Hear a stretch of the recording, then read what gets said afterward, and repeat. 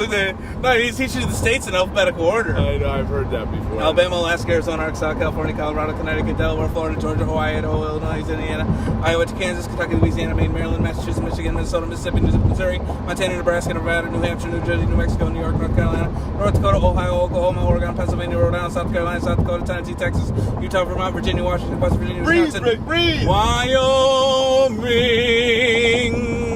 north, south, east, west.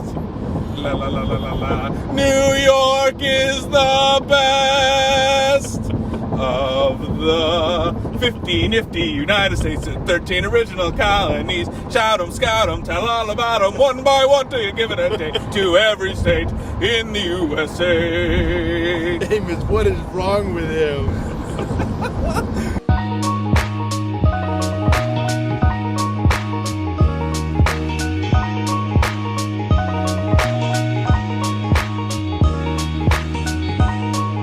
Tom Murphy here, back in the mobile lab with my man Rick Yarsh. Last week we were talking about cyberbullying, one of the most important topics today in schools and communities.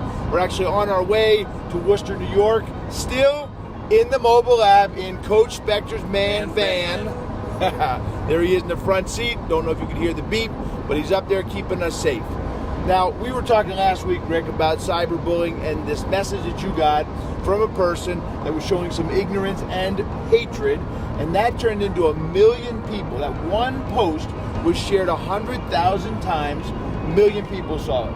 Everybody had their arm around you. Everybody was ticked off with this guy, including myself. When I first saw it, I was angry. I showed some hatred myself. And I remember you calling and saying, whoa, it's not that big a deal. Then something happened where you got the lesson. What was it? So obviously, I thought I handled that situation perfectly.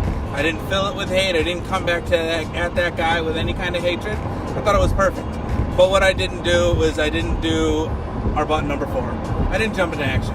I really didn't show anything to do. I didn't do anything about it. I just let it go. So I learned a lesson in there. So a couple months ago, I woke up and the same thing, lights blinking. I click. It's a Twitter. Somebody had messaged me on Twitter, and I open it up, and it says there's a message in French. Actually, I can't read it, so there's a C translation button. I click the button, comes up in English, and basically the last line of it says, "I hope you have a slow and painful death." Again, somebody I've never met in my entire life decides to come at me with this thing called hatred, and I know that I can react differently to this, and I know that also it's 10 seconds to jump into action. I need to take care of it right now. I can't wait. So I messaged him back right away, and I said, here's the difference between you and I. I said, you choose to hate most people, and I choose to love all people. And then I wrote to him that I loved him. I said, I love you.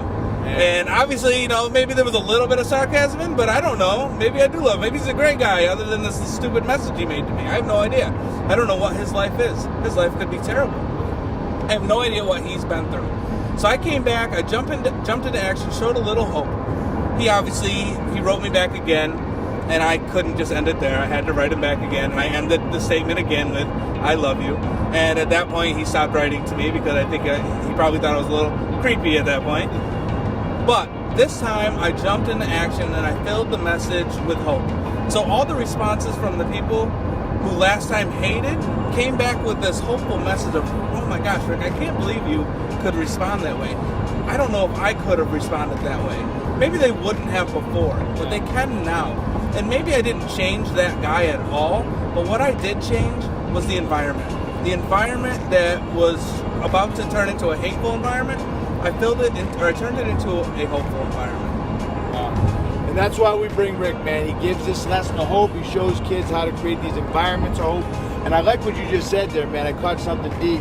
It brings me back to what Plato said. He says, always be kind to everyone that you meet because you never know what they're going through. So great lesson, man, in the mobile van on the way to change and save some lives tonight. Here we go, buddy. Boom.